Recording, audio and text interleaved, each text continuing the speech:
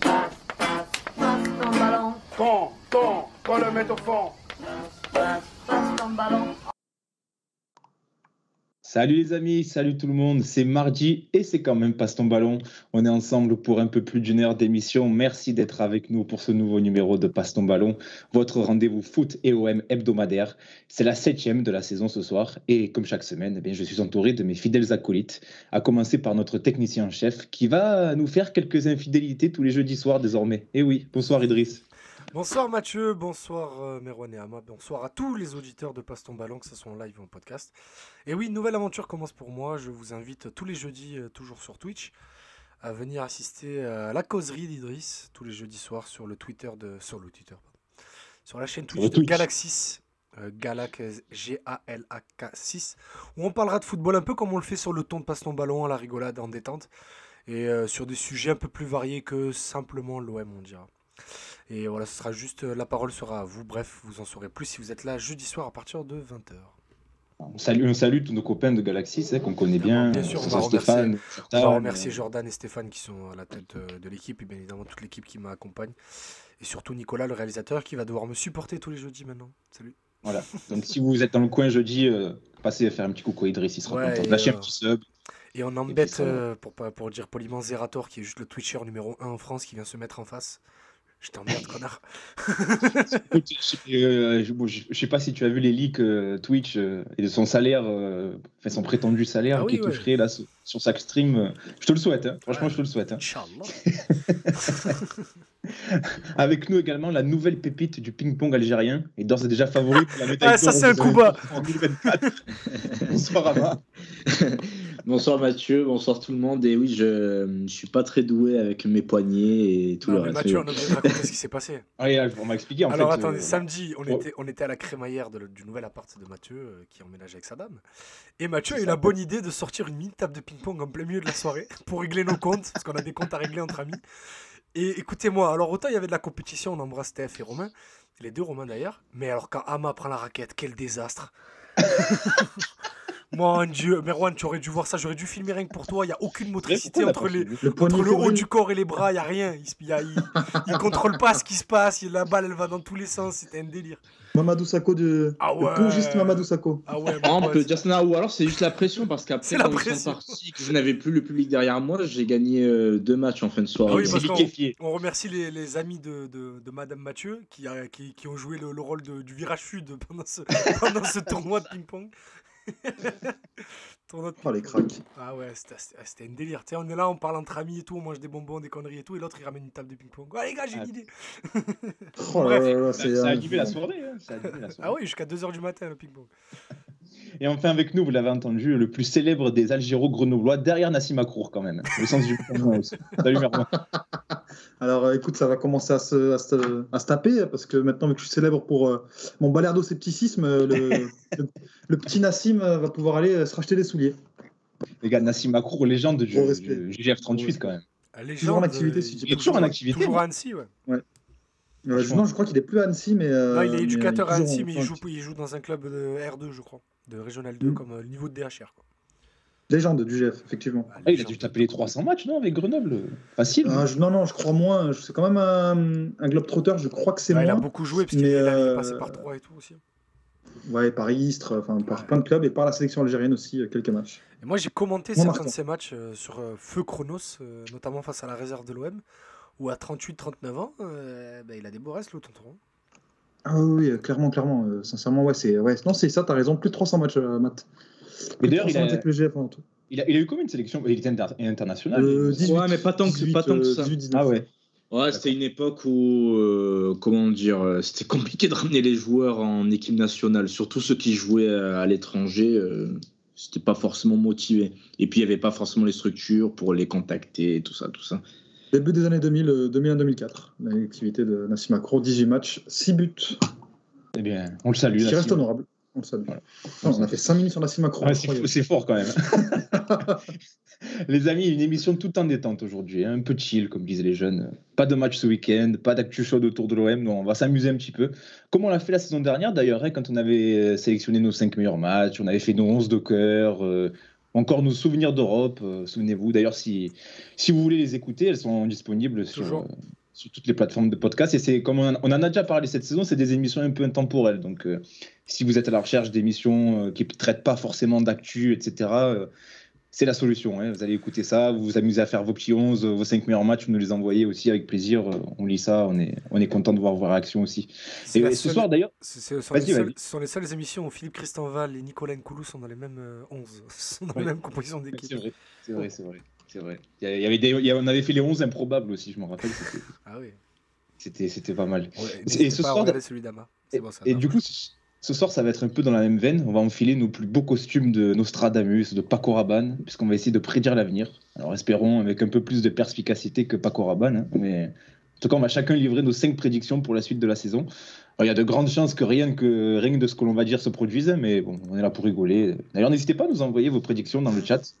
On les lira et puis si c'est marrant, on les lira et on rigolera dessus. Et moi je voulais dire un truc, n'hésitez pas à nous envoyer des trucs sur le arrobas passe ton ballon, le hashtag passe ton ballon, même après toute la semaine. Parce que des fois vous écoutez les émissions, nous on dit de réagir en live parce qu'on est en live. Mais si vous écoutez les émissions en podcast, réagissez. Tout à fait. Mais de toute façon, on a des. Bon, je pense notamment à Doudou qui nous envoie toujours un petit tweet. On te salue. Hein. C'est l'occasion de te saluer. J'écoute souvent en podcast. Je crois qu'il y avait Rémi aussi qui nous a fait il a laissé un très gentil commentaire la semaine dernière. Donc on salue tous ceux qui nous écoutent en replay, en podcast. Et n'hésitez pas, comme le dit Idriss, à nous mentionner, à tweeter en mentionnant Passe ton ballon, sur le hashtag Passe ton ballon. N'hésitez pas, ça nous fait toujours plaisir. Et puis on peut réagir aussi avec vous, même quand on n'est pas en live. En tout cas, on a du pain sur la planche, les gars, donc sans plus tarder, Passe ton ballon, saison 2, épisode 7, c'est parti. Idriss, jingle.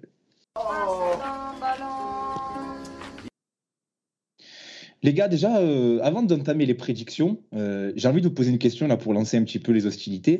J'ai envie de vous demander à chacun votre pire prédiction foot, votre pire avis ever sur le foot, la pire dinguerie que vous avez sortie et qui, 2, 3, 4 ans après, vous vous dites « Ah ouais, j'ai quand même dit une belle connerie là ». Moi, j'ai celle d'Ama. Allez, vas-y. Doria sera capitaine de l'OM. La chance que je n'ai jamais dit ça, tu vois, t'aimes toujours inventer, toi, c'est incroyable. Incroyable, le tour de base, quoi. C'est incroyable. Alors, tu n'as pas dit ça, mais bon, les fidèles auditeurs de Passe ton ballon le savent, parce qu'on en a déjà parlé, tu as été l'un des rares Marseillais à avoir un maillot de l'OM floqué de Doria. Que j'assume totalement, oui, pour le coup, je voulais clairement faire le hipster du ballon.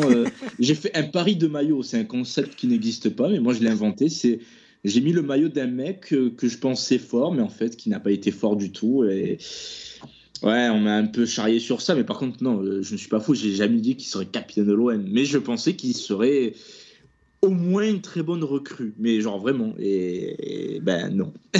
L'histoire d'Oria, la pire prédiction, c'est Vincent Labrune qui dans le communiqué, quand il arrive, il dit l'avenir du Brésil. Ça oui, ça c'était une disaster class. Ouais, c'était peut-être vrai au moment où il l'a dit. Hein. Bah c'était vrai, c'est le capitaine des U20. Ouais, avec le capitaine des espoirs, mais même pas U20, espoir. Tout à fait. Avec Marquinhos sur la charnière. Ah, durant un certain tournoi. Tournoi Maurice Révélo. Moi, je connais les organisateurs, c'est des gens très bien. Allez les suivre d'ailleurs. Surtout le patron Alain, on l'embrasse. Sérieux, les gars, est-ce que vous avez souvenir de votre pire avis sur le foot ou la chose que vous avez poussée et qui ne s'est pas du tout produit? Très franchement, ça va peut-être m'énerver parce que je vais en penser à d'autres plus tard. Mais moi, c'était Lucas Silva va tout péter. Pour le coup, vraiment. C'est vrai qu'on y a un peu tous cru aussi. Hein. Non, mais vraiment, Lucas Silva, j'étais en folie parce que de ce que j'avais peu vu au Real, j'étais très content. Je me dis, oh, putain, on a récupéré le remplaçant de Toni Kroos et tout. Oh là là, c'est incroyable. Et véridique, la première touche de balle, c'était contre Bastia au Vélodrome. Je suis avec un pote, Michael, au stade, au virage. Et il me dit, tu connais toi? Parce qu'il sait que je suis un peu zouave, que je regarde beaucoup de trucs. Et je lui dis, ouais, franchement, tu vas voir, le même que Kroos en brésilien avec un brushing. Tu verras, transversal, je cours, je long, frappe de loin. Franchement, avec lui, on est bien. En plus, la Sanadjara venait de sortir le 10 dans l'équipe contre 3. Donc je dis, ouais, avec la Sanadjara au milieu, Imboula, ça y est, c'est fini, on oublie et tout. Première touche de balle. Il est dans le rond central, il fait une transversale, elle finit au poteau de corner pour personne. J'étais dégoûté, je dis, oh là là. Non, mais il fait un bon premier match. Hein.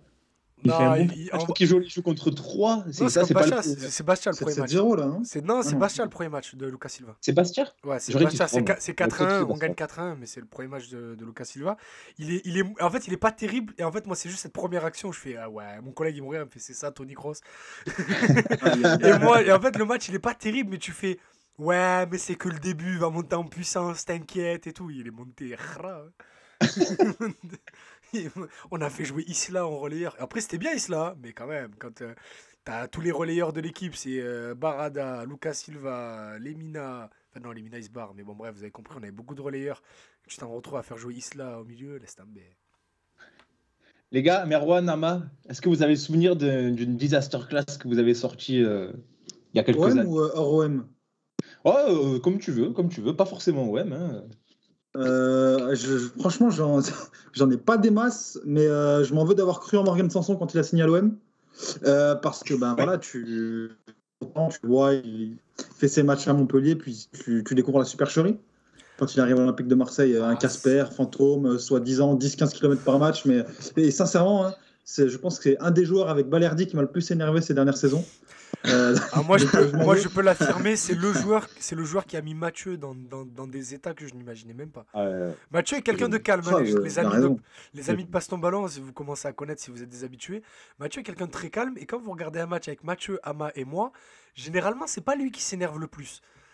Mais croyez-moi que quand Morgan Sanson touche le ballon, j'ai vu Mathieu se lever, crier des trucs. Je dis, waouh, c'est qui lui? Franchement, je dirais pas que c'est mérité, parce que ça reste un être humain avec toute son intégrité. Mais on a sans doute perdu. C'est moi qui ai perdu les autres sur Skype. Bon, je vais relancer l'appel. Désolé pour ce petit bug, les amis.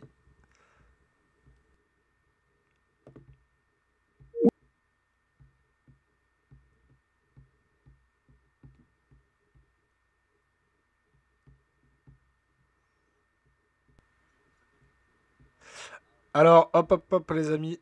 Désolé. Hop. En fait, Merwan, on n'a rien entendu parce que ça a coupé chez moi. Voilà. Donc, est-ce que tu peux répéter juste après que je t'ai rendu la parole? Ok, ouais. Donc moi aussi, la dernière prédiction, en tout cas, ce que je pensais qu'il allait être vrai, je pensais que Lucas Paqueta allait être un flop monumental à Lyon pour l'avoir vu quelques fois au Milan AC. Mais finalement, non. Un des meilleurs joueurs du championnat, sans conteste. Et je suis bien content de m'avoir trompé parce que c'est un fantastique joueur. En tout cas, moi, juste pour faire une petite digression sur Paqueta, je l'imaginais pas vraiment avec ce profil, moi, tu vois. Je voyais plus comme un 8 plutôt élégant et tout. Là, c'est quand même beaucoup plus un joueur qui va se projeter. Il a évolué. Il est plus explosif que ce que je pensais. Il a évolué, et en plus, clairement. et au Milan, ils aimaient bien le faire jouer sur le côté. Ce qui est une hérésie sans nom. Mais il a évolué, franchement, pour le coup, il a vraiment progressé depuis qu'il est à Lyon. Ouais, c'est vrai. Écoute, il fait plaisir. Dans le chat, on a déjà des disaster class qui arrivent. Il y a TBN qui nous dit Germain, quand il arrive et qu'il plante en amical, on s'est tous bien vautrés aussi. Oh, Jean-Pierre Papin. Bah oui. Quant au stand, oui. Après, En amical, c'est. Ouais, c'est en Europa League. Oui, c'est en Europa League. Il est C'est un tour préliminaire. Ouais. Et il met un doublé contre Stand. Ouais. Et il y a un mec qui passe en direct dans l'after sur RMC qui dit putain, j'ai revu JPP. Non, mais lui, c'est les classiques de l'after quand ils ont envie de se foutre de la gueule des Marseillais, ils ont un dossier spécial. C'est ça. Ils ont un dossier spécial. La théorie on fait passer des auditeurs bidons pour faire briller pas les consultants, les chroniqueurs. Les éditorialistes. J'y crois fort. Et on a Woody Namnam qui nous dit ma pire disaster class, Ali Hamada sera le meilleur gardien de Ligue 1 avec le TFC. Ah non, croyez-moi. Celle-là, hein. Non, croyez-moi. Non, parce que déjà en plus, il troll un peu. Parce que moi, je connais Woody. Et croyez-moi, c'est pas la pire disaster class. Non, la pire disaster class de Woody, je vais la dire ici, c'est Marty qui sera en Ligue 2 d'ici 3 ans. Bon. Donc, t'inquiète, crois-moi, je sais très bien. Toi et moi savons très bien de quoi tu parles, cher Woody. Hein? Été 2018, t'inquiète, dans 3 ans de Ligue 2, on en reparlera. On est bientôt, c'est cet été. C'est la saison ou jamais pour passer 3 divisions. C'est jamais une hécatombe avec des. C'est plein de. Avec une cinquantaine d'équipes rétrogradées, ça peut le faire. Ah, oui, on embrasse Baptiste Diabiconi, bien évidemment. Woody, si tu veux répondre à Idriss. Il a dit je pleure, voilà, tu vois. Voilà, si tu as un droit de réponse. Ama, ta pire disaster class, du coup, hors Doria. Ah, alors Doria, je sais pas, mais pour le coup, Doria m'a tellement marqué, même dans la vie de tous les jours, que j'en garde un souvenir, comment dire, pas mémorable. Pour le coup, non, mais. Non, j'aurais dit Germain, sinon aussi, où je pensais vraiment que voilà, genre ça allait trop matcher et tout, et ben ça n'a pas matché du tout, quoi. Mais comme l'a dit TBN dans le chat, j'étais pas le seul, quoi. Je pense sur qu'on était papier, tous. Oui. Parce qu'en le plus, mariage avait l'air parfait, quoi. il met des vrais buts Incroyable d'attaquant, tu sais, il coupe au premier poteau, tac, une remise avec Thauvin, il marque au deuxième, but de la tête. C'est des buts avec une vraie palette, et puis dès que commence la Ligue 1, plus rien. Il faudrait qu'on l'aborde un peu plus en longueur son cas, parce qu'en vrai de vrai, je pense que c'est quand même un gâchis, Germain, à l'OM. Non. Vu les pipes qu'il y a eu. Non, franchement, c'est un bon joueur. Ah, en vrai de vrai, tu sais pourquoi ça me frustre les moments comme ça? Parce qu'on passe 3 jours à se dire putain les gars on fait quoi comme émission, et après on a les émissions Gignac, les émissions Thauvin, les émissions Germain en attente depuis 2 ans. Ça me frustre parce Non, qu'en mais vrai on aurait pu... On a dit que c'était une émission de détente. Si vous voulez, on peut faire 5 minutes sur Germain. Hein. Merwan, toi, tu penses que c'est un gâchis? Tu penses Moi, qu'on je aurait pense pu que c'est un mieux gâchis De la part de parce qui? que de Germain? Je pense que. De la part du club Des tu veux deux, dire je pense, sans doute des deux, parce qu'à mon avis, même si tu es dans un mauvais contexte, tu peux quand même performer à un certain niveau. Mais je pense que Germain, on l'a suffisamment vu à Monaco pour savoir qu'il avait quand même des qualités dans les pattes et surtout une certaine intelligence de jeu. Non, mais à Sauf l'OM que c'est aussi, il des a montré choses. des qualités dans les pattes. Hein, Et j'ai pas entendu, pardon. À l'OM, on peut lui reprocher énormément de choses, mais on ne pourra jamais lui reprocher son QI football. Bah écoute, certains pensent que si. Par exemple, tu sais, tu as cette fameuse action à Amiens, là, tu sais, où il s'effondre en fin de match et la contre-attaque Ouais, qui te bon, fait après, égaliser. non, après Où ça, tu perds. ça, pour le coup, c'est un peu dur de lui en vouloir. L'image est drôle, mais après, le mec, il était sur un effort, un pressing, un effort complet depuis 2 minutes. Ça, c'est juste Non, l'image non, est drôle bien parce sûr. que c'est l'image pré-pandémie en plus. C'était la dernière image qu'on avait du stade. Après, moi, en Toi, fait, t'en moi, penses quoi, toi, Germain à l'OM, toi? ben, moi, le truc, c'est que je pense que c'est exactement ce que ça devait être. C'est-à-dire une saison moyenne plus. Parce qu'au final, on rigole sur l'action ratée en finale d'Europa League. Enfin, on rigole, il y en a qui pleurent. Ouais, j'étais Mais au stade. il y avait une vraie discussion avec Mitroglou à l'époque, déjà parce que les deux n'étaient pas non plus ouf. Mais parce que Germain faisait une bonne saison. Et moi, quand je vois Germain titulaire, je me dis, bah écoute, pourquoi pas. Et avec avec un Payet en feu et tout, ça peut le faire. Donc il a fait une première bonne saison, je trouve. Avec quoi, 15-16 buts, toutes compétitions confondues. C'est honnête, c'est sur ses standards à lui. Hein. Germain, fallait pas s'attendre à ce qu'il passe le cap à 30 buts. Par contre, la deuxième saison, quand ça commence à dire avec Balotelli et tout ça, là, ouais, il faut l'installer dans une attaque à 2 et tout, il a été mauvais même dans une attaque à 2. Ah, merci. Moi, c'est cet argument que je Moi, trouve je pas supporte recevable. pas c'est cet que argument.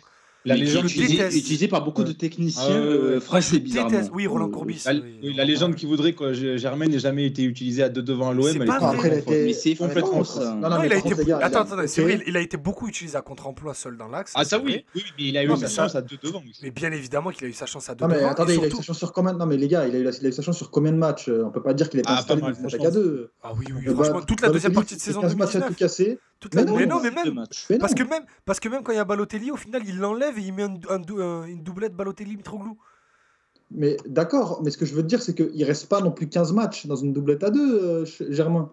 Et surtout, Merwan, tu prends le moi, ce que contexte je veux- parce que. Ce que je veux te dire, Merwan, je te laisse, après je te laisse Vas-y. finir. En fait, ce que je veux te dire via cette deuxième saison, c'est que c'était déjà fini pour lui mentalement.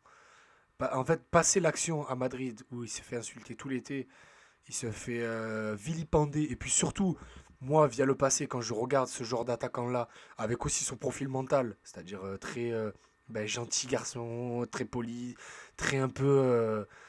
je sais pas comment le dire, mais tu vois le genre de garçon que c'est, et tu te dis, une saison à l'OM, et puis basta. Et le problème, c'est qu'à lui, il est resté les 4 années, bon, parce qu'il avait signé 4 ans, il serait bien con avec le salaire qu'il avait de casser le contrat avant. Mais à la deuxième saison, quand on le met avec Balotelli dans une attaque à 2, dans une équipe qui en plus était déjà en train de plonger complet, c'était déjà terminé. Le mais projet Germain, il était déjà foutu. D'accord, mais justement, en fait, c'est que pour moi, il a été beaucoup trop victime du contexte et de la très très mauvaise gestion des attaquants et du groupe de Rudy Garcia, à mon sens, en tout cas, après la première saison, on fait finale. Bah écoute, je suis pas Franchement- d'accord, parce qu'au final, la gestion des attaquants, elle est mauvaise à cause de lui. Parce que lui, il est titulaire indiscutable au début. Mitroglou, il arrive fin août et il est pas prêt jusque début octobre. Et au final, Ah, mais c'est NJ qui prend sa place en tant qu'attaquant Ah, de mais pointe. je suis- C'est pas Germain. je suis d'accord, mais c'est un problème parce que pour moi, Garcia, déjà, il n'a pas réussi à mettre une équipe compétitive en place dans le sens où, sincèrement, dans le jeu, c'était horrible. Il a Non, donné la beaucoup première trop année, de c'est pouvoir. pas- Il a fait un all-in sur Payet Thauvin.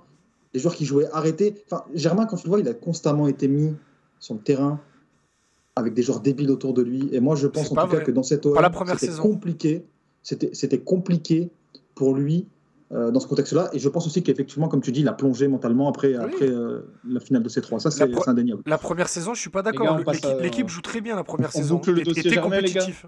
Allez, on boucle le dossier Germain. Donc le dossier Germain, on a fait 5 minutes sur Germain 5 et 2 minutes sur Nassim Akrour ce soir, c'est pas mal déjà. Les 29. On va parler d'un ailier après, tu vois. Mais juste pour conclure pour conclure le dossier Germain, pour moi ce qui résume le mieux l'aventure Germain à l'OM, c'est son action à Bordeaux là où il doit frapper et Ouais, il bah, doit c'est essayer de la mettre ça, à la table. Mentalement, il était mort à ce moment-là. Voilà, c'est c'est ça. sur ça que j'arrivais même plus à lui en vouloir. Ama, tu as retrouvé ta disaster class apparemment.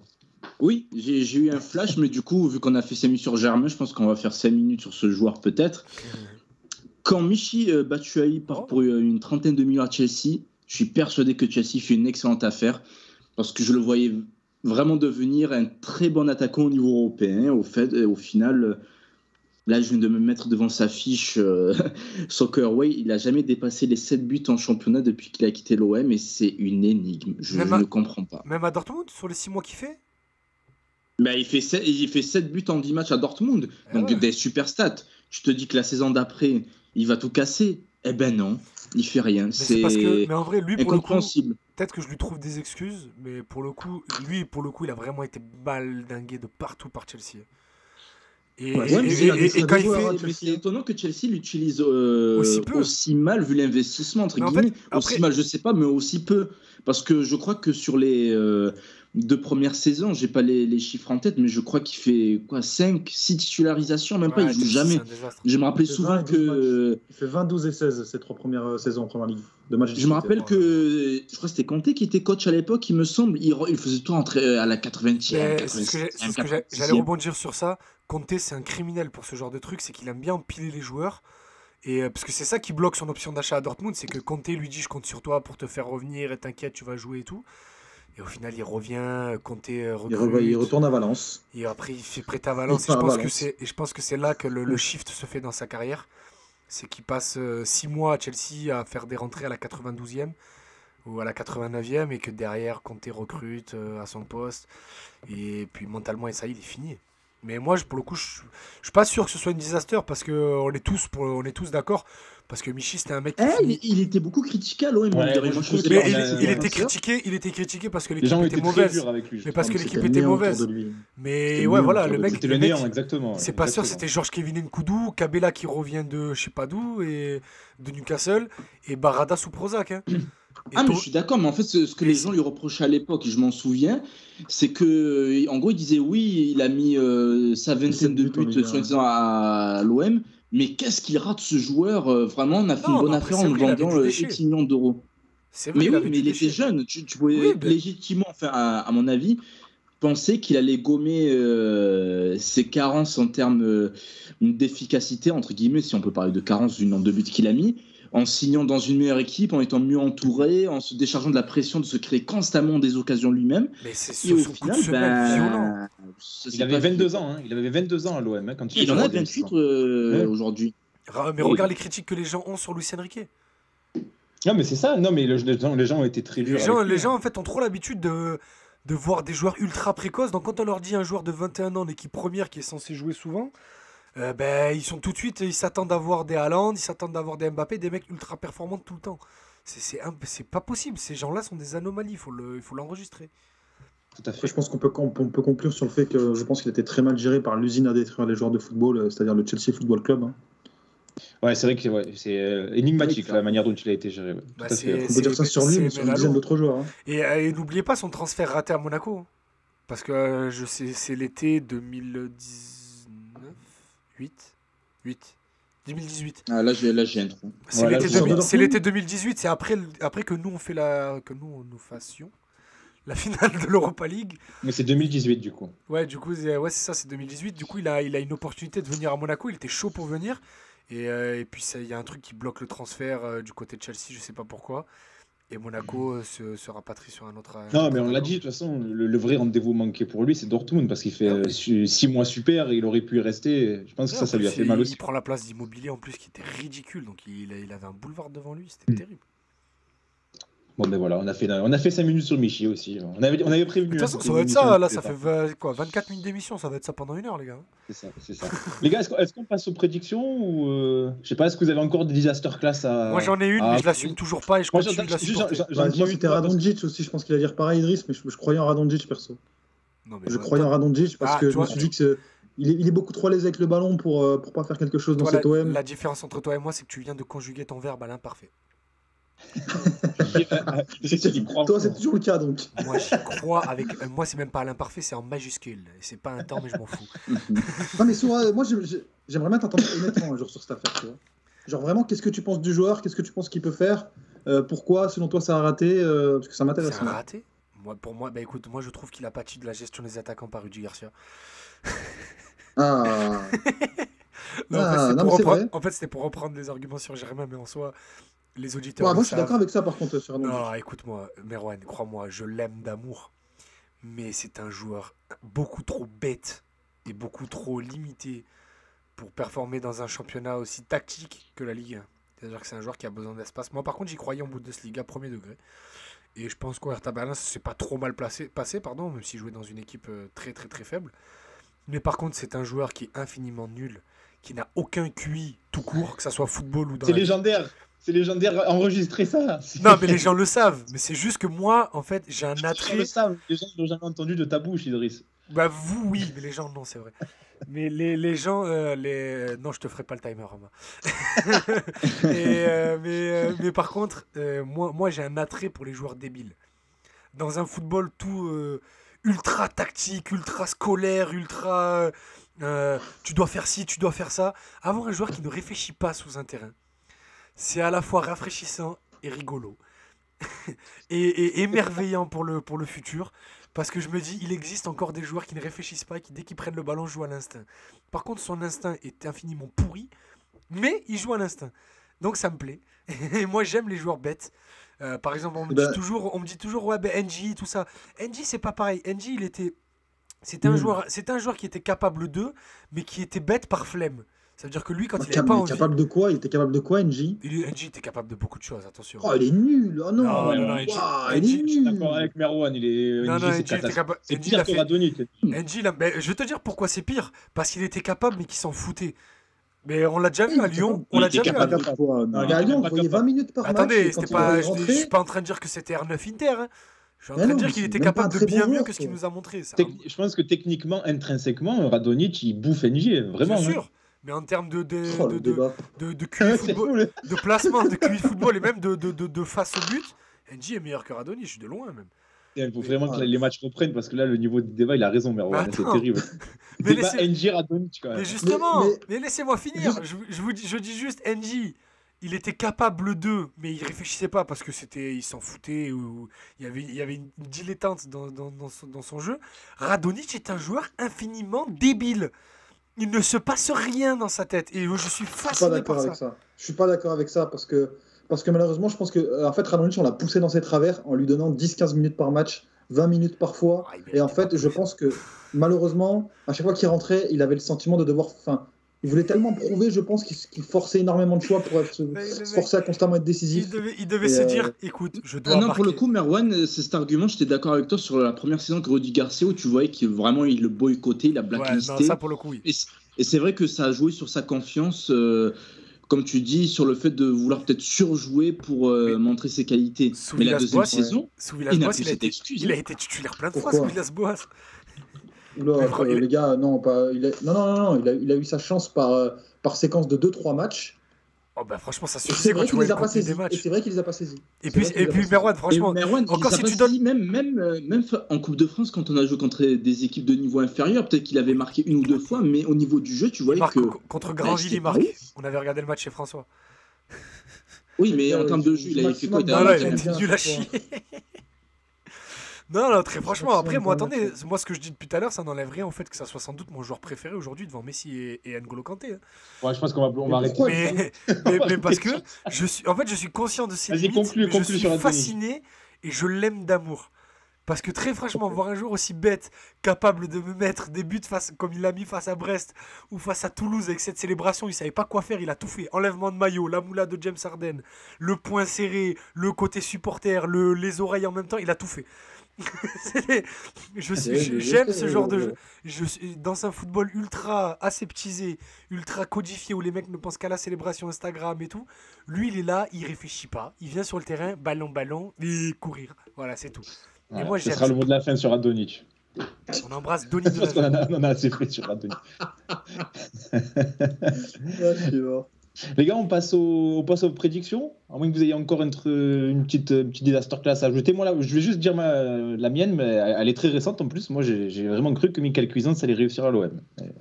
Ah putain, bah, Tous ceux- ah putain, j'aurais dû penser, ouais. Tous ceux qui écoutent le Passe ton ballon le savent d'ailleurs. Allez on en a écouter beaucoup. l'épisode de 37 dédié à... Voilà. C'est une énigme quand même. Mais terrible. Ah, c'est terrible. C'est terrible. Et pour le coup, moi, je m'étais basé surtout sur des matchs que j'avais vus de lui à l'Euro U19. Où il était exceptionnel. Vraiment, il était excellent. Et sur tout le monde. Et patatras. Mais tu l'expliques comment d'ailleurs? Parce que moi, j'aimerais vraiment qu'un jour il s'exprime ou que Villas-Boas s'exprime là-dessus. Alors, parce que vous vous souvenez du match contre Nantes où il fait une masterclass? Ouais, il est excellent. Ouais. Il est incroyable.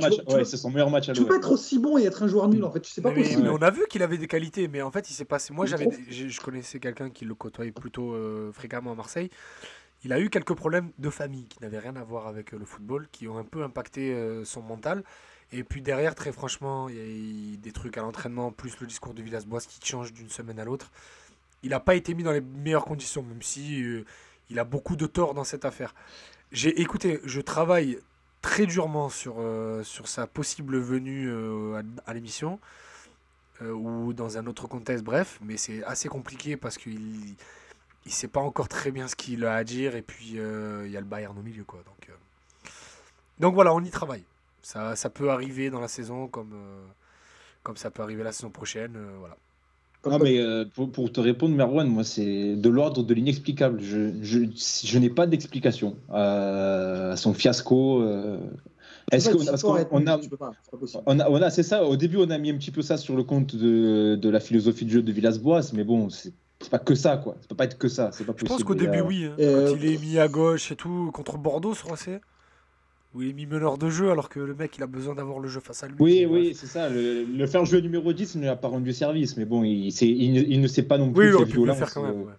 Voilà, c'est bon, on en a déjà parlé. De toute façon, allez écouter les précédentes émissions. Les gars, on passe aux prédictions. On passe aux prédictions, les gars. Qu'est-ce que vous en pensez?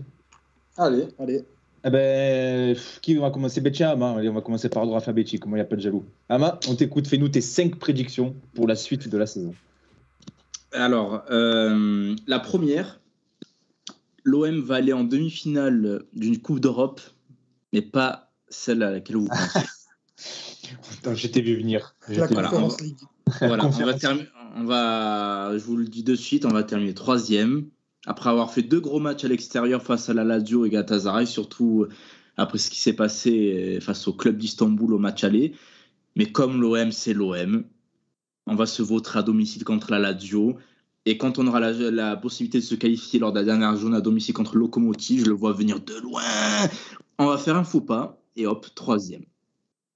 Et le 3e est reversé directement ou il y a un tour préliminaire? Non, c'est comme l'Europa League. Il y a le tour contre le 3e de l'Europa. Oh putain, c'est fou, ça. C'est terrible ça. Mais ça, je le sens venir. Là, que quand on a fait les 2 premiers matchs nuls, je me suis dit, on va pas finir dernier. Mais... je sais pas, je sens la patate, comme on dit ici. 2e prédiction. Milik va jouer plus de 25 matchs de championnat cette saison. Vous pouvez rigoler, mais il a fait que 3 fois dans sa vie. Il va avoir 28 ans. Il va avoir 28 ans cette saison. Tu arrêtes de me couper. Elle est folle, ce stat. Ouais. Toujours il a fait que 3 fois dans de championnat, je parle. Hein. Je parle pas de confondus. Mais c'est quand même fou, quoi. Oui, Milik a joué plus de 25 matchs de championnat que 3 fois depuis le début de sa carrière. C'était au début, en plus, je crois que c'est depuis l'Ajax, il a plus fait. Non, il y a une. J'ai pas. Il y a une saison à Naples où il fait plus de 25 matchs, mais c'était la première et la dernière fois depuis l'Ajax, justement. C'est inquiétant, même ce que tu nous dis là. C'est fou. Après, en championnat, quand même, il les dépasse souvent quand même. Enfin, en tout, pardon, toutes compétitions confondues. Il les dépasse souvent les 25 matchs. Oui, certainement, mais là, c'est vraiment en championnat, ça m'avait marqué, mine de rien, parce que ça reste quand même ton attaquant phare là, pour la saison à venir. Mais ce qui me fait dire ça, c'est que voilà, Sampaoli n'a vraiment pas, comment dire, accéléré son retour. Il s'est dit on joue sans attaquant, tant pis. On lance le jeune Dieng, tant pis. Donc ça me laisse espérer que voilà, il est en pleine forme, qu'il va pouvoir enchaîner les matchs. Et il n'a pas eu le roi à disputer non plus l'été dernier. Donc je croise les doigts pour que ça soit le cas en tout cas. Ok. Troisième point. Vas-y, continue. Troisième point, vu qu'il y a toujours un ancien de l'OM qui marque contre nous, ben, Valère Germain va marquer contre l'OM cette saison, je vous l'annonce évidemment. Ça, c'est sûr. J'espère juste qu'il ne va pas faire la célébration avec les mains derrière les oreilles, il manquerait plus que ça, mais... Ouais, ça a pas Pour l'air le d'être fait le- de- ça a pas l'air c'est d'être pas le genre de la du gars. maison. Ouais, c'est pas le genre de la maison. Mais par Ah, contre, je lui, suis il d'accord. pourrait le faire. Lui pourrait le faire, hein, pour le coup, avec ce qu'il a pris. Ce serait Ouais, c'est sûr, en légitime. plus, avec sa spéciale, tu vois, un petit but de la tête, parce que pour le coup, autant il a raté beaucoup de choses à l'OM, mais il avait un excellent jeu de tête, je trouvais, notamment au niveau du timing, Ah, je sais pas ce que vous T'as en vu la pensez, taille de mais- l'outil aussi hein? Non, mais blague à part ça, franchement, le timing, je le trouvais vraiment très bon mais sur même ça. ça, Genre, ça a c'est- été toute sa carrière. Hein. Il a un excellent timing, il a un excellent positionnement, il sait très bien placer le ballon avec sa tête. Franchement, ouais, on peut pas lui reprocher ça à Germain. Quatrième point, enfin quatrième prédiction. Cengiz Under va être le joueur le plus décisif de l'OM cette saison, si on compte les passes décisives et les buts. Ça sera pas Payet, ça sera pas Milik. Vous pouvez le noter, on est le 12 octobre, je viens de le dire sur Passe ton ballon. Mais il est faudra bien pas parti venir. pour, en tout cas. Hein. Ouais, mais tu vois, les gens ne vont pas forcément penser à lui, tu vois, mais c'est le genre de joueur qui va t'énerver sur 90 minutes parce que parfois il va rater des trucs Il fait toujours la même chose. assez simples ou il va être parfois prévisible sur son jeu, mais mine de rien, je sens que il va quand même te débloquer la situation. Ça va être une sorte de Thauvin, on va dire, mais en un peu plus moins énervant. On est un peu Moi, plus j'avoue loin. que c'est un peu plus moins énervant.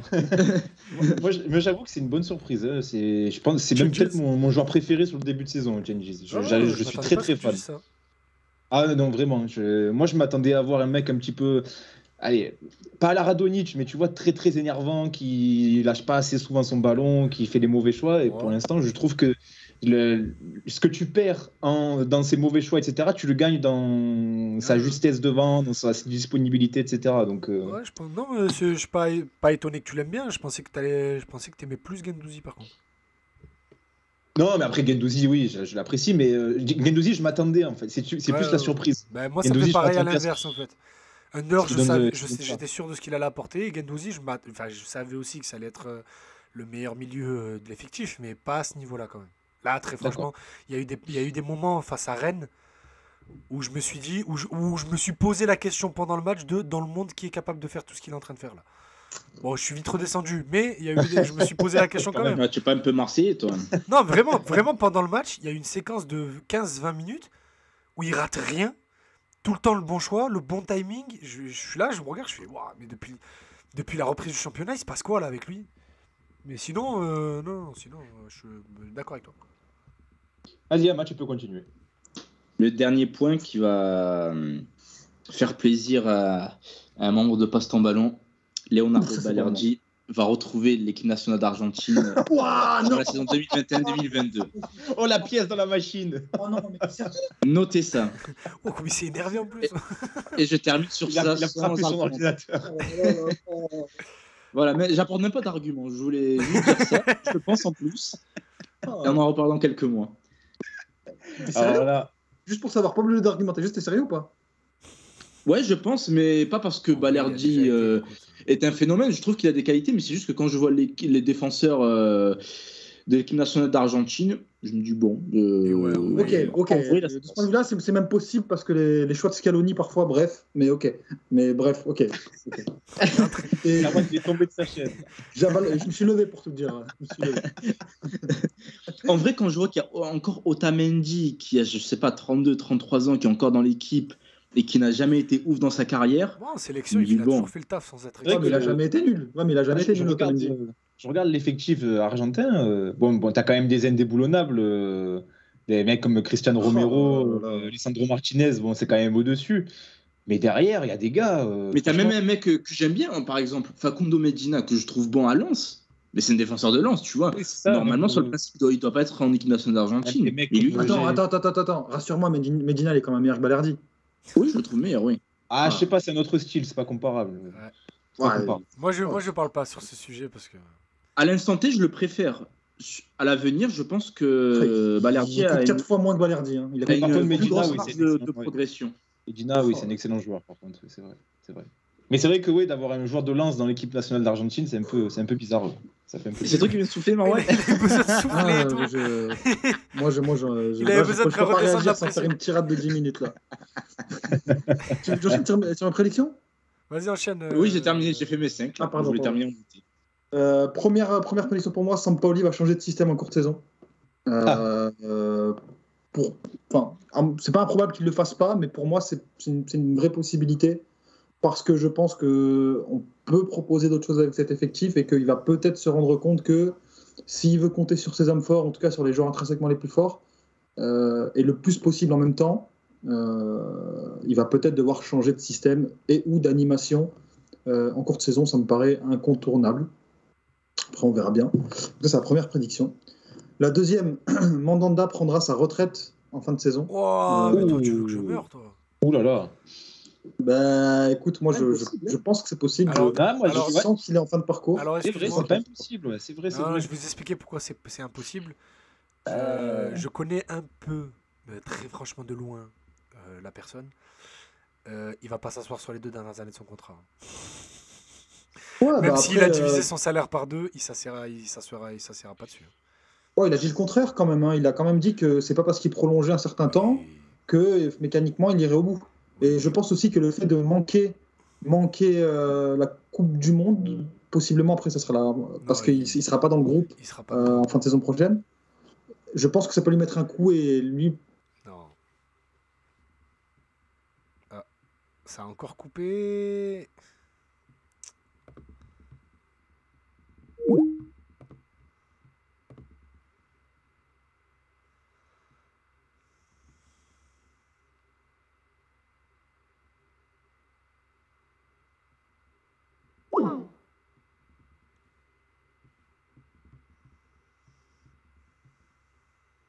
Enfin non, attends, je vais quand même mettre celle pour laquelle j'y crois le plus. J'ai envie que ça le passe. Excusez-moi, Ça se passe messieurs. Ah. Excusez-moi, ça a Oui. encore coupé. Je suis désolé, je sais pas ce qui se passe. Ça nous refait comme la Ah, dernière c'est pas fois. grave. C'est SFR qui veut nous mettre des bâtons dans les roues. Juste reprends quand tu dis la Coupe du Monde. C'est là que ça a coupé. Ok. Donc moi je pense que Mandanda, notamment ce qui va lui mettre un petit coup mentalement, c'est quand il va se rendre compte que il n'a pas forcément d'opportunité de disputer la prochaine Coupe du Monde au Qatar, parce qu'en fin de saison il s'apercevra que il sera plus dans le groupe et d'ici là il y aura une rotation au niveau des gardiens qui sera différente et qui se sera installée. Donc ça c'est pour ma prédiction Mandanda. Ensuite, moi je pense que Balerdi va perdre sa place après le mercato d'hiver, parce que Sampaoli veut. Attends, laisse-moi regarder. Vas-y. Ok, donc je pense qu'il va perdre sa place. Pourquoi parce que déjà Balerdi, on le sait les amis, en tout cas Sampaoli veut une autre doublure en charnière centrale, et je pense que possiblement on va pouvoir aller chercher un joueur qui sera confirmé. Tu vois, moi les mecs comme l'anglais, Umtiti et tout, ça me paraît pas de l'ordre de l'inatteignable à l'OM. Ouais, Umtiti, Des c'est mecs un mort. peu placardisés comme ça dans le club. Umtiti, Oui, c'est non, mais mort en parce fait. que Non, je vois le truc, mais c'est juste pour dire en fait son agent avait envoyé l'a proposé à plusieurs clubs cet été, et déjà que son genou pose problème, son salaire de 6 millions la saison pendant encore au moins une saison, il s'assera pas dessus, et il n'y a aucun club qui va venir le payer. Ok. En tout cas, un défenseur confirmé au très haut niveau ou une bonne opportunité, je pense que ça fera pas de mal. Et surtout un mec dans le profil, dans ce qui est capable de proposer Balerdi, à savoir des ambitions balle au pied. Et je pense que si au moins tu arrives à récupérer un mec correct bon, je pense que Balerdi perdra sa place. Après, ça ne m'étonnerait pas qu'il reste non plus qu'à la fin de la saison, mais en tout cas, c'est une prédiction que je veux qui se réalise. C'est pas une prédiction, c'est un souhait, c'est une doigt. Presque. Mais ensuite, j'ai Gerson, meilleur joueur de l'OM avec Dimitri Payet pour la suite de la saison. Et là, on entre dans le risqué parce que Gerson, à mon avis, ça peut aussi être un flop que qu'un possible meilleur joueur de l'OM pour la suite de la saison, surtout si Sampaoli change de système d'animation et décide enfin de le mettre en valeur. Voilà, parce que pour moi, intrinsèquement, Gerson, ça reste quand même un très très bon joueur de football, on l'a vu. Il peut franchement apporter à la conservation du ballon, et puis même s'il le conserve là, dans ce rôle un petit peu étrange là, dans le dernier tiers où il est un peu en détonateur, je pense que ça peut faire du bien, surtout aussi si l'OM arrive à bénéficier de ses courses dans le dos de la défense qu'il fait parfois et qu'il arrive enfin à être décisif et pas manquer des reprises de volée à 1,5 mètre de Jean-Louis Léca. Juste sur Gerson, si je peux te couper, j'aimerais bien que ça se réalise, surtout vu l'investissement de l'OM sur lui. Mais en vrai, là même quand tu dois jouer avec la section du Brésil, là il a joué pendant la trêve, mais c'est quasiment le même qu'à l'OM. Il est vraiment dans une mauvaise passe. Clairement. Moi, je sais pas si cette passe va durer plusieurs semaines, plusieurs mois, plusieurs jours. Je pose une question, moi. Bien évidemment, j'ai déjà clamé mon souhait de voir réussir ce joueur, tellement je le trouve unique. Mais si imaginez, il finit la saison comme il est en train de la vivre là, depuis son retour de sélection là face à Monaco. Est-ce qu'on serait pas sur un des plus gros flops de l'histoire du club? C'est une question. Très franchement, j'ai pas d'avis. Ça m'a traversé l'esprit pendant que Merwan parlait. Admettons qu'il fasse une mauvaise saison, du coup, je pense qu'il restera à l'OM vu que personne n'en voudra. Et je pense que la deuxième saison sera meilleure. Il aura eu le temps de s'adapter. Ça sera jamais au niveau selon moi, au niveau d'un Strootman, Mitroglou, qui avaient déjà leurs belles années derrière eux et qui, pour le coup, sont de véritables catastrophes industrielles. D'accord. Ouais, je suis assez d'accord. Il rate sa saison, Gerson, tu l'as payé cher. En plus, avec les Brésiliens, tu n'es jamais à l'abri d'un halo. J'aimerais bien rentrer au Brésil. Vous vous débrouillez, moi je rentre au Brésil. J'ai pas d'avis sur la question, ça m'a traversé l'esprit pendant que Merwan parlait. Donc c'est pour ça que je voulais votre Tu peux très bien te retrouver à devoir le bazarder à Flamengo pour 15 millions d'euros en juin. 15 millions d'euros, franchement, si il affiche ce niveau là toute la saison, c'est bien. Strootman et Mitroglou, c'est zéro. C'est zéro, quoi. Voilà, c'est ça le problème. Strootman, tu remercies le ciel que moi j'y crois, la moitié du salaire. Oui, moi j'ai envie d'y croire, très franchement. Là, ma foi, il a pris un peu d'un coup ces quelques dernières semaines. Enfin, ces 3 derniers matchs surtout. Mais j'ai envie d'y croire, très franchement. Franchement, pour moi, l'équipe est tellement mauvaise autour de lui, ça commence à faire un petit moment que j'ai du mal à juger quelconque joueur surtout un bon joueur. En fait, il y a des signes qui ne trompent pas. Il y a des signes qui trompent pas quant à l'implication des fois. C'est ça en fait que je le reproche plus qu'autre chose, mais on en parlera une autre fois. Okay. Ensuite, l'OM gagne le prochain Classico. Celle-ci, là, on est sur de la prise de risque, mais pour moi, Paris, c'est tellement hors sujet. Et l'OM est tellement dos au mur, et surtout, contrairement à Paris, l'OM a une véritable pression, tu vois, pour changer et proposer quelque chose. Et surtout, je pense que Sampaoli, c'est pas Pochettino dans le sens où je pense que Sampaoli, il y a quand même des choses, il y a quand même des ambitions, et surtout, il y a un caractère. Et que le mec, il se laissera pas marcher dessus. Donc, je pense en tout cas que c'est pas improbable que l'OM gagne le prochain Classico, et avec la manière, vu ce que propose le Paris Saint-Germain et l'apathie collective que c'est à chaque sortie. Sauf si Guendouzi prend un rouge dès la 5e minute, quoi. Mais... Ce qui est possible. Ce qui est vrai. C'est complètement possible. Donc voilà, moi, c'est mes 5 prédictions. Et j'aimerais bien que l'OM gagne effectivement le prochain Classico dans 2 semaines.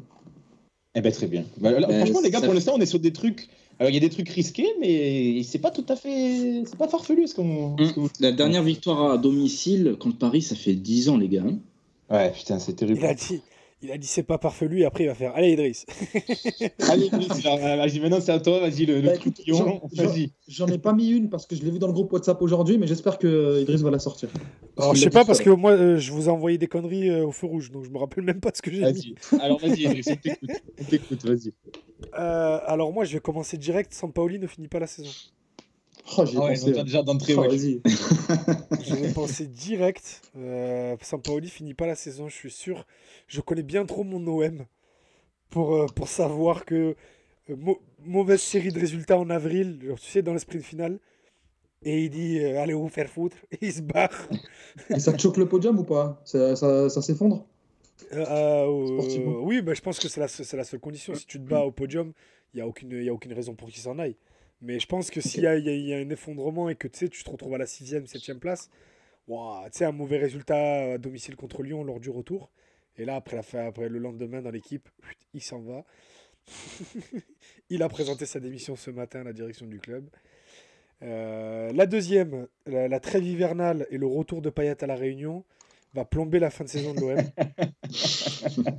Voilà, parce qu'avec la pandémie, il n'a pas pu y retourner. Là, il va rentrer, mon pote Rougail Saucisse, Litchi, c'est parti. Charge pondérale. On embrasse Mathieu Massin. Et Alors, voilà, l'IMC de Rani Berbachi. il va revenir. il va revenir en janvier avec 5-6 kilos en trop, le temps de les perdre. Ça sera foutu. Maxence Flachez ne finira pas la saison, et là, pour le coup, je le dis très sérieusement. Ouais, Avec la réserve. Là. Avec la réserve tu de l'OM. fais des règlements de compte, là. Ouais, là, c'est. Non, c'est pas un règlement de compte, c'est Non, là, mon t'es pote, obligé. Tu là, dois, tu ça constates, va être- t'es obligé. On fera une émission dédiée aux jeunes quand on va leur laisser quelques semaines, mois, pour nous donner un peu plus de matière.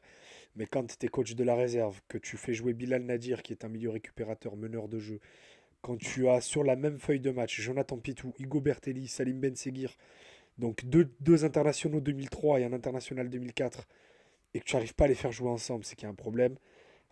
Quand tu prends un joueur à partie parce qu'il a manqué une relance à la 25e et qu'il a tout récupéré du match, et que tu le prends et que tu le pourris devant tout le monde dans le vestiaire jusqu'à ce que le mec s'invente une blessure pour pas jouer le match d'après, c'est qu'il y a un problème. Bref. Pour le bien de la génération des deux générations 2002-2003, que le coach de la réserve puisse passer la main à quiconque, je m'en fous, mais faut pas qu'il finisse la saison. Bref. Petite anecdote, les gars, pour vous dire à Vas-y, quel point il n'est pas à la hauteur. Vous vous souvenez quand le staff Larguet avait pris en main l'équipe professionnelle et que Flachez avait été du coup incorporé à ce fameux trio Anziani. Oui, c'était l'adjoint de Philippe Anziani, il est passé numéro 1 cette saison. Ouais, et Philippe Anziani qui était avec son bonnet sur le banc la plupart du temps. Et Nasser Larguet, Flachez a fait les causeries. Fait la causerie avec Payet, Thauvin, etc. sur le centre du terrain. Et tout penaud, il ressort et il regarde les autres, il fait « Putain les gars, je l'ai fait !» Voilà, c'est ridicule. C'est pas à la hauteur de l'OM. Et en plus, c'est un ancien pro. Non, mais très franchement, en plus, croyez-moi, il y a un million d'anecdotes, des trucs que je peux pas sortir. Mais c'est un incompétent. C'est limite scandaleux. Mais bon, bref. J'en étais quoi? C'est la troisième là? Oui, bien t'inquiète, quand on fera l'émission centre de formation, on va rigoler. Là, je laisse passer quelques journées, quelques semaines, et après on verra. Parce que là, je suis en train d'emmagasiner des éléments. Donc là, j'en ai fait 3. La quatrième, je l'avais noté quelque part, j'ai oublié. Ah oui, Luis Enrique va exploser. Cette saison, il va manger un peu en confiance. Et je pense qu'il deviendra le facteur X de cet OM dans le sprint final. Et il pourrait bien déterminer la fin de saison de nos amis marseillais. À quel poste? Oh, tu te débrouilles. Ça, c'est ton problème. Ça, c'est le problème. Non, mais en vrai, quel est son meilleur poste? Je pense son meilleur poste, c'est ailier gauche. Je pense que son meilleur poste, c'est ailier gauche. Où il peut fixer avec son pied droit. Il a déjà montré que c'était un très bon passeur. Et comme je l'avais dit lors de la dernière émission, s'il pouvait juste un peu... Je pense qu'il manque juste un peu de confiance. Et descendre avec la réserve où athlétiquement il est au-dessus de tout le monde. Il descend avec la réserve 1 ou 2 matchs, il met 2 triplés, il remonte avec les pros regonflés. Et ça repart comme un avant Guingamp. Ça veut rien dire, mais c'est pas grave. Et ta dernière? Et la dernière, et ça pour le coup, je vais en confrontation directe. Non, ça va, t'inquiète, elle est cool. En confrontation directe avec un des autres chroniqueurs de l'émission. Steve Mandanda va montrer qui il est et de redevenir le titulaire du poste de gardien de but de l'Olympique de Marseille. Ah, c'est possible, mais il peut prendre sa retraite en fin de saison. D'accord. Non, jamais de la vie. Ok. Mais le problème de cette prédiction-là, c'est que ça dépend pas que de lui, je pense. T'inquiète. Je pense que ça dépend aussi de Sampaoli, ses idées. Ouais, Sampaoli, même de Paul Lopez. Et si Paul Lopez commence à monter encore un peu plus en puissance, ça va être compliqué. Écoute, j'ai un scénario qui annule vos 2 dernières interventions. Le contre-nous. Steve Mandanda est très ami avec certains joueurs du vestiaire. Dimitri Payet, sur un ballon en profondeur un peu trop donné, va expressément ralentir sa course, juste pour devoir se jeter sur le ballon à l'entraînement. Et avec un crampon un peu trop en avant, il va atteindre Paul Lopez à la jugulaire. Oui, non, mais là, oui. Ce qui va blesser Paul Lopez pour au moins 1 mois. Et derrière, Mandanda va reprendre sa place. Et il sera tellement incroyable que derrière, il ne sautera plus. Ah, c'est de l'ordre du souhait, c'est pas la prédiction. Oui. Voilà. Oui. Et un souhait malsain en plus, le pauvre, il a rien demandé. C'est Le honnête. fonds d'achat là, de Paul Lopez, ça peut aussi être ça. Hein. J'en ai Il une joue si- ses 19 matchs là ou ses 24. J'en ai une 6e et je la donne à la seule condition que vous ne réagissez pas dessus. Vas-y, Ok. comme ça. Vas-y, j'embraye avec les La mêmes. chambre est après, vas-y. direct. En janvier, Nemanja Radonjic revient de près et devient le meilleur passeur de l'OM. Donc je pars sur mes prédictions, comme demandé, hein, comme demandé expressément. Vaut mieux pas réagir, hein, de toute façon. Alors moi, j'ai une prédiction qui rejoint un petit peu la tienne, Ama. Je pense que l'OM ne va pas sortir des poules de Ligue Europa. Je suis assez d'accord avec ce que tu as dit. Je crois qu'on s'est plombé là avec ces 2 matchs nuls. Si on avait gagné un des 2 matchs, allez, il y aurait la place. Mais là, avec la double confrontation face à la Lazio qui arrive, le placement à Istanbul, je crois que ça pue un peu. Mais, et là c'est ma 2e prédiction, comme toi, je pense qu'on va être reversé en Conference League. Et moi, je prends le pari. L'OM remporte la finale et redevient à jamais le premier. Et oui, on serait la première équipe à gagner cette compétition. Alors moi, j'ai misé une finale OM-Leicester. Hein. Voilà, j'ai regardé un petit peu les poules. Oh, le Attends, Wesley mais Fofana, le Wesley Fofana-Ico. J'ai vu que Leicester était un peu mal en point dans sa poule. Allez, tu vois, Leicester reversé aussi en Conference League. Et hop, on les tape en finale. Ok. Et on redevient à jamais les premiers, messieurs. Ça, c'est beau ça, non? C'est pas mal. Et Lyon reversé, on fait vraiment. OM Lyon. Vous pensez que Hein c'est célébré si on gagne la Conférence League ou pas? Vous pensez qu'on va mais tu sais qu'on va que- célébrer Deux oui. mois, on a célébré les EA League 1 Games. Je crois quand même pas qu'on Tu va sais quoi, gagner. je me suis demandé quand j'ai fait ma prédiction, et je pense qu'en fait, c'est une compétition qui va dépendre. En fait, c'est comme la Coupe de la Ligue, quoi. C'est que si tu vas en finale, oui, Compétition. tu t'énerves, mais Ah, ok. si tu perds, Exactement, si tu perds en exactement. quart ou en demi, bon, enfin, peut-être pas en demi quand même, mais si tu perds en 8e ou en quart, bon, pas grave. Quoi. C'est Ouais, la Coupe de la Ligue, c'est vrai qu'à l'époque, tout le monde s'en foutait. Les quarts de finale, je me rappelle, je crois que c'était C'est à partir des un quart de finale contre Lille. À l'époque, le stade il était vide et tout. Je sais pas si c'est la même année où tu vas en finale que tu gagnes, il y avait tout le monde au Vieux-Port. Hein, Ouais, Mais donc, ça, ça, c'est ouais. 2010. Parce qu'à quart de C'est finale, ça. on est au Vélodrome contre Lille, il n'y a personne. Demi, on va à Ouais. Toulouse, il y a le doublé de Brandao. Et après, la C'est finale ça. contre Bordeaux. C'est ça.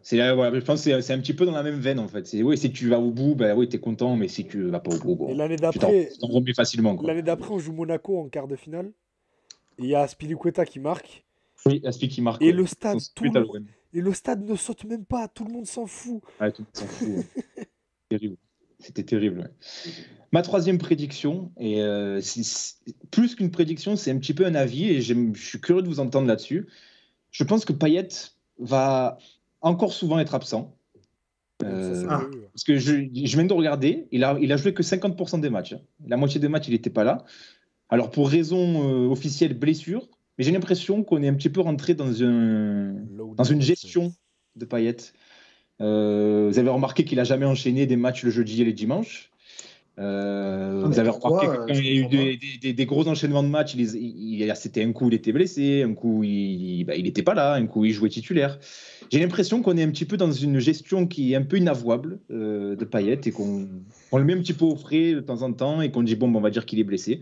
Je sais pas ce que vous en pensez les gars, mais moi ça m'interpelle un petit peu de voir que déjà il a joué que la moitié des matchs de l'OM et que malgré ça c'est quand même le meilleur joueur de l'équipe pour l'instant. Hein, mais qu'est-ce que vous en pensez les gars de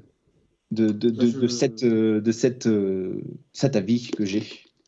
Je m'interroge en fait sur pourquoi en fait il en manque les matchs. Alors ok, une petite blessure, mais 34 ans. quand il joue le jeudi, je crois que c'était contre le match à domicile contre Galatasaray et que le week-end il joue pas. Sincèrement, j'ai du mal à y croire et je me demande s'il n'y a pas un truc sous-jacent lié à la commission de discipline, je sais pas. Non, 34 ans avec Mais, un joueur qui a jamais pris son corps au sérieux. Donc tu fais attention tout simplement. Hein. Payet, ça Ouais, va. non, je pense qu'on est rentré en mode gestion Bah avec oui, lui. là, Mais je pense c'est que du load management. mais ce de qu'on par dit son en statut, en fait, tu peux pas dire bon, ben voilà, Payet, il va pas jouer tous les matchs parce qu'il a 34 ans, parce qu'il a pas un physique. NBA. Il a jamais pris soin de son corps. Donc, Voilà, au final, il a pas eu une hygiène de vie irréprochable. Mais tu peux pas le dire parce que c'est le plus Ouais, gros. mais il a pas 72 ans, les gars. Ouais, mais à 30 je vois bien, ouais, mais à mais que le 34 corps d'un athlète de 34 ans, il n'est pas non plus cabossé, surtout que voilà, c'est pas un joueur qui dispute 10 km, qui court 10 km par match. Quoi, Oui, mais c'est Payet. un joueur qui joue beaucoup sur son explosivité. Et il a connu beaucoup de blessures musculaires, si tu regardes dans sa carrière. Il a rarement Ouais, eu des jambes cassées, des entorses, des fractures. Ouais, c'est vrai, C'est c'est souvent vrai des aussi. Ouais. élongations, c'est toujours des trucs musculaires. Donc le staff doit être. T'as des plus- infos par rapport à ça? Pas du tout. Pour le coup, pas du tout. Je pense que le staff doit faire. Parce que j'en ai parlé avec des autres journalistes du milieu. Et eux n'ont pas non plus d'autres informations sur ces blessures ou quoi. C'est juste des absences. On va t'inventer qu'il s'est blessé à l'entraînement, qu'il a ressenti une gêne. Bah, c'est mais en ça. soi, Moi, c'est l'impression que j'ai en tout cas, hein. mais en soi, il a, C'est que il c'est a un pas peu grand-chose. inventé. C'est juste que le club fait très attention à lui. Et notamment dans ce rush de match, vaut mieux le faire jouer un match sur deux que l'enchaîner tous les matchs, quitte à ce qu'il se blesse et qu'il soit pas là un mois, quoi. Mais surtout que des fois, il rate un match et 3 jours après, il est de retour et titulaire d'entrée, il joue 90 minutes. Ouais, C'est bah, pas pas logique. Normalement, tu reviens de blessure, ben, soit tu es remplaçant, soit Ouais, mais 60, c'est ça qui 70. est étrange, les gars. Parce qu'un Bah joueur oui, que tu c'est gères, tu étrange. peux sortir. Tu le fais pas disputer Bah, 90 minutes, bah oui, mais quand je tu pense- gagnes je sais pas combien, tu vois. Mais c'est On sur est le. d'accord, on et est c'est pas- d'accord, je on pense est que c'est d'accord. pendant le match, il regarde s'il se sent bien ou pas. Par contre, lui, il y a eu une vraie prise de conscience déjà depuis il y a 2 ans, la première saison Villas-Boas sur son corps, où il a senti qu'il était sur la pente descendante athlétiquement parlant et qu'il fallait qu'il se reprenne en main. Bon, après, il y a eu le confinement qui est passé par là et on a vu dans quel état il était revenu la saison dernière. Mais puis vous verrez aussi que la saison dernière, il a perdu du poids au fur et à mesure de la saison et que ça a aussi coïncidé avec son retour en forme, avec aussi l'arrivée de Sampaoli. Bref, on va pas refaire les débats qu'on faisait la saison dernière. Mais il a fait sans doute la meilleure prépa d'été de sa vie, même devant celle avec Bielsa, où il a jamais été aussi en forme, il a jamais eu d'aussi bons résultats au test athlétique. Mais je pense que juste ils font très attention à sa condition. Moi, j'ai une théorie.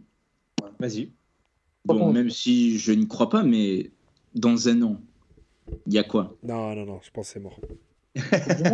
Non, mais moi aussi, j'y crois pas. Mais vu que depuis qu'il a l'OM, mine de rien, il a toujours marché à la carotte. Et bizarrement, quand il était à West Ham avant l'Euro 2016, saison monstrueuse. Avant la Coupe du Monde 2018, saison monstrueuse. L'Euro 2020, s'il n'y avait pas eu toutes ces histoires de Covid, machin et tout, il était dans une excellente forme.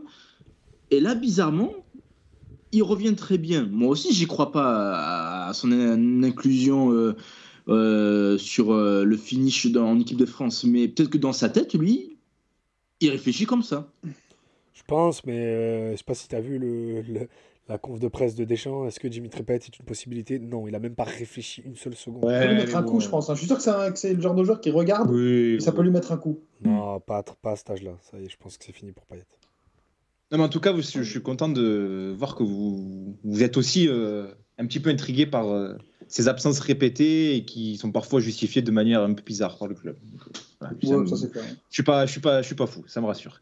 Allez, je vais pour mes 2 dernières prédictions. Alors j'en ai une qui, bon, j'ai même pas besoin de réagir dessus. C'est l'OM reçoit une offre de 12 millions pour Tchaleta Tsar de la part de Christas Palace en janvier, mais le Il joueur accepte refuse. ou pas? Mais le joueur refuse. Ah. Mais le joueur refuse. Je prends pas trop de risques, les gars. Franchement, je prends pas trop de risques. Déjà, franchement, si on peut recevoir 12 millions pour lui cet hiver, faut foncer. Hein. Franchement, s'il peut aller à Newcastle pour 20 millions d'euros avec Camara, puis il lâche 30 millions d'euros sur Camara. Il lui reste Ça qu'un fait an, plaisir. et demi de contrat à Tchaleta Tsar. Hein. Ouais, bah, il partira pour 15 max. Donc soit, Ah ouais. c'est soit cet hiver, Du soit monde. cet été, tu le brades encore plus. Hein. Franchement, s'il part à 15, c'est limite, faut sortir le champagne. Hein. Non, on ne fera pas de plus-value sur lui. Hein, Non, alors qu'on La avait plus-value, elle a quoi, la l'occasion 17, 19? C'est quoi son prix d'achat? 17,5. 17,5. Ouais, voilà, bon, à 15, c'est déjà bien. Hein. Oui, 15, oui. 17,5, enfin je comprends pas, bref. Ah ouais, On mais parlera, ouais, je pense, l'erreur, c'est ça la base. Bah c'est écoute, ça, je on paye t'explique. aussi cher. L'erreur, c'est quoi? C'est Pinizahavi qui a débarqué dans le bureau de Jacques Henriero et qui a fait alors, il fait beau à Marseille, laisse-moi m'occuper de ton mercato. T'as vu, c'est moi, Et les qui a fait- gars- c'est moi qui a fait Neymar, t'as vu ou pas? T'as vu? Les Ouais, gars, regarde. ma dernière prédiction, et là c'est plusieurs prédictions en une, et je pense que vous allez vous moquer un peu de moi, vous allez rire, mais bon, je la dis quand même. L'OM gagne enfin à Bordeaux grâce à un but de Wang, arrivé au mercato d'hiver pour pallier à une nouvelle blessure de Milik. Et oui, messieurs. Et oui. Waouh. Voilà, Ah, là, c'est- on est dans Celle-là, Football elle était Manager, pas- elle était pas indispensable, celle-là. Oh, il célèbre ou pas, Wang? Mais franchement, En gros, il célèbre Merwan, de ouf. Il célèbre de ouf. tu vois, mais Merwan, j'étais content parce qu'on était d'accord l'autre fois sur Twitter. Moi, Wang, j'ai pas compris le Délit de bashing sale qu'il y a eu sur lui quand le nom est Délit de sorti. sale gueule Je trouve pas que c'est un si mauvais C'est joueur. simple, hein, parce que déjà, il est asiatique. Pas parce que les gens sont Ouais, racistes ou quoi. peut-être. Ouais. Ouais, C'est c'est vrai, sale bon. gueule ou Bon, parce les que- gars, on a vu l'échec Sakai et Nagatomo, on va pas prendre de Wang quand Non, même. mais, Non, mais à mon avis, culturellement, je pense que les gens ont l'habitude de prendre de haut les joueurs asiatiques. De ouf. Parce que c'est pas une région qui, culturellement, voit forcément une palanquée de bons joueurs, ce sont des joueurs d'appoint ou des joueurs de devoir, ou tu vois. Enfin, en tout cas, il y a un stéréotype par rapport à ça. Shinji Qui joue à Kagawa, Bordeaux, en plus, Shinji mais- Kagawa a beaucoup de sang sur les mains à cause de ça, parce qu'il aurait pu changer les mentalités. Qui joue à Bordeaux.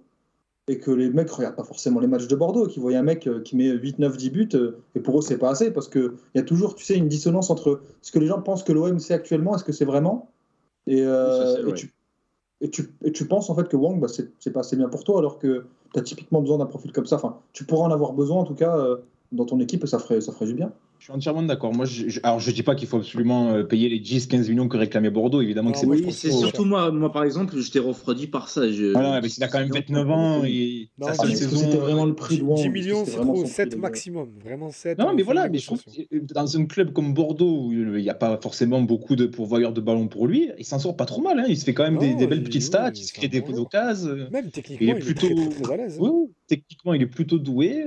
Voilà, j'ai pas trop compris le bashing qu'il y a eu autour de lui. Donc, parce que il voulait un grand attaquant. Voilà, c'est ça. Je voulais le réhabiliter à travers cette prédiction et en même temps être un peu pessimiste pour Milik. Voilà, les gars. Moi, j'appelle de tous mes voeux l'arrivée d'un attaquant cet hiver. Moi aussi. Je pense que le club est en train de travailler dessus. J'ai pas d'infos, mais le club va travailler dessus. Enfin, un petit bonus, les gars, pour finir. J'ai une 6e prédiction, mais là, c'est vraiment bonus. C'est pas de réaction, pas forcément de réaction. C'est même pas OM. Hein. C'est Arsenal vire Mikel Arteta après une période de fête catastrophique et nomme Rudy Garcia. Voilà, Waouh. Non, mais il est capable de casser le prêt de Saliba juste pour nous faire chier. Et tu sais quoi, quand je l'ai écrit, je me suis dit putain, c'est pas si farfelu que ça, merde. Tu vois, c'est pas fou. Hein. Franchement, ouais, c'est pas farfelu. Est-ce que non, je pense pas. Vous croyez vraiment que les mecs d'Arsenal ils vont aller chercher Rudy Garcia? Ils sont capables d'aller rappeler Henry, de tenter Ljungberg, je sais qu'il passe ses diplômes. Mais 200 millions pour un statu quo, un mercato estival, ils sont catastrophiques. Ils vont pas aller chercher Garcia. Pour eux, c'est trop loin. Je suis pas sûr. Possible. Non, je pense pas. Est-ce que tu voyais Garcia aller à Lyon après l'OM? Non. Déjà, ça me paraît plus plausible qu'Arsenal. En plus, Rudy Garcia, petit aparté, donc là, il est sans club, mais je me rappelle encore de son interview là, cet été à RMC. Je ne sais pas si vous l'avez écouté, mais en gros, il avait une offre à un moment donné d'un club de Moscou. Je ne sais plus si c'était le Spartak, Lokomotiv ou quoi. Et le mec, il a été dédaigneux. En gros, il a fait comprendre que un club qui joue pas la Ligue des Champions, qui ne joue pas la Ligue des Champions surtout, j'en veux pas. Je dis, mais c'est incroyable, le mec. Il a fait demi-finale avec Lyon, ça y est, frère. Finale d'Europa League avec l'OM. Il devrait embrasser cette carrière qui lui tend les bras de consultant, une carrière dans laquelle en plus il est très bon. Donc, excellent. Non, il va être DTN, je t'ai dit. Oui, ça, oui, on en avait parlé avec Azir. Ça, avec Azir, je sais pas si on l'avait dit en émission ou si c'était sur les chaises quechua. Mais le futur de Rudy Garcia s'inscrit à la DTN. Oui. C'est terrible, vive le foot français, c'est terrible. Tu sais, on va voir, Hubert Fournier a été remercié, célébration dans tous les clubs de France et tout. Rudy Garcia le remplace. La plaie que ça doit être quand c'est ton N+1, Rudy Garcia quand même. Oh là là là là là. Ah là là, imagine, Rudy Garcia à la DTN, Zizou sur le banc de l'équipe de France. Tu sais, les réunions à la FFF entre les trois là avec Noël Le Graët. Ça lui envoie des colis pleins de caca. Zizou va regarder les deux en disant putain, je suis dans la merde ici. Les gars, on termine avec une petite prédiction de Sampaolinho dans le chat et qui est d'accord avec toi, Idriss. Il nous dit prédiction, Mandanda va rejouer dans quelques matchs, être énorme et ne plus lâcher sa place jusqu'à la fin de saison. Il va montrer quoi. J'aimerais bien, franchement. J'aimerais parce que c'est Mandanda, pas parce que oui, voilà, c'est ça. J'aimerais parce que c'est Mandanda, tu vois. Si Pogba est bon, ça m'est égal que ce soit l'un ou l'autre, tu vois. Le meilleur joue, mais oui, c'est vrai qu'après, on a plus d'affection pour Mandanda, c'est clair. J'aurais les boules que Paul Lopez reste la saison prochaine. Donc... Ouais, mais on a compris que c'était un anti-Paul Lopez. Non, soit en plus, c'est pas vrai. J'ai toujours dit quand il faisait ses matchs contre Lille, il a fait un très bon match. Il n'y a personne qui a lâché la prédiction quand même. Sampaoli se fait remercier et Zidane prend la place. Non, mais jamais de la vie, Zidane il vient. Faut arrêter de rêver. Je suis pas sûr que ce soit si improbable que ça en vrai. Si, crois-moi. Genre, je pense qu'il y a des conditions qui feraient qu'il pourrait venir, tu vois. Je pense pas que ça arriverait, que c'est très improbable. Non, impossible. Il y a des gens au club, des gens dans le club, pas des joueurs ou des trucs. Il y a des gens au club avec qui il peut pas cohabiter. Ok. Pour des raisons géopolitiques marseillaises. Ok. Mais dans un avenir très proche, c'est impossible.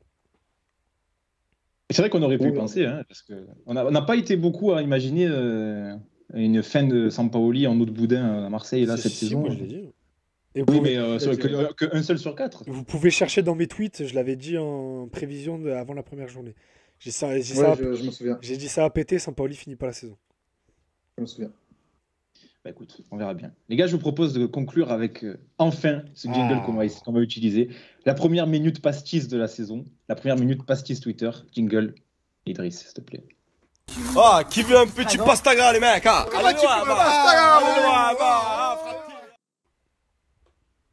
Les gars, j'ai quelque chose là. Alors, rappelez-vous, on avait instauré cette rubrique pour lire quelques tweets du pastis Twitter. Alors, on n'a pas trop eu l'occasion depuis le début de saison. On a eu des émissions. Les gens se tiennent plutôt bien pour le moment. Voilà, c'est ça. Et puis, on a eu des émissions avec des contextes un peu, bon, voilà, avec les hommages qu'on a eu à faire, etc. Bon, on voulait pas trop se moquer des gens, etc. Mais là, j'ai un truc, les gars. Et c'est même pas un tweet. Je vous resitue le contexte. Vendredi dernier, 11h à Marseille, cathédrale de la Major. Vous êtes d'accord avec moi l'inhumation de Bernard Tapie, l'obsèque de Bernard Tapie à la cathédrale de la Major vendredi dernier. Et l'archevêque de Marseille a pris la parole et il a dit cette phrase magnifique. Ici, on sait que la force d'une équipe ne vient pas des milliards que certains injectent dans notre club. La force, elle vient du peuple qui aime jouer au ballon. Les gars, si ça, c'est pas ça. Je vous jure qu'il a dit ça. Il a pasticisé les propos d'un archevêque, t'as pas honte. Il a dit. Ouais, c'est vrai que c'est blasphématoire un peu. Mais il a vraiment dit ça. Il a la vidéo, vous tapez archevêque Marseille OM, je vous jure que vous la trouvez. Est-ce qu'il a dit je trouve ça ridicule, sérieux. Attends, l'archevêque, il a fini par on attend vos avis au 32-16. Non, mais t'es un homme de foi, t'as un message. T'as un message de vérité à porter. Enfin, tu parles du PSG, quoi. Non, mais c'est ça. Mais surtout pendant les obsèques de Bernard Tapie, le mec te sort son plus beau pastis tweet, quoi. C'est exceptionnel. Ou alors il réagissait à la nouvelle sur Newcastle. Hein, timing. Ouais, peut-être c'était un féru de football. Imagine, il y a un mec au fond, il s'est levé. Allô, je comprends pas. C'est incroyable. En plus, regardez la vidéo, vous voyez en plus Stéphane Tapie au premier rang qui a l'air de dire non, mais c'est même pas moi qui lui dis de dire ça. Je sais pas pourquoi. Le mec comprend pas, quoi. Il dit mais pourquoi il dit ça, quoi. Complètement fou. Franchement, je trouve ça incroyable. Oui, dans le mauvais sens du terme. Ah oui, non, mais oui. Vaut mieux le tourner en dérision. Les gars, je vous propose qu'on en reste là et qu'on se retrouve la semaine prochaine. Alors, on fera, je pense, un débrief du match de ce week-end. Normalement, on a un invité qui doit me confirmer ça demain matin, donc sur les réseaux de Paston Ballon, vous aurez. On vous promet plus rien parce que de toute façon, c'est toujours très aléatoire. Voilà, mais on devrait parler un peu de lecture, voilà. Si vous... La seule chose qu'on vous promet, par contre, je crois que c'est officiel, Ama, si je ne me trompe pas, c'est pour le 25 ou le 26, ça dépendra. Je crois que ça c'est le lundi 25. On aura une émission spéciale ultra.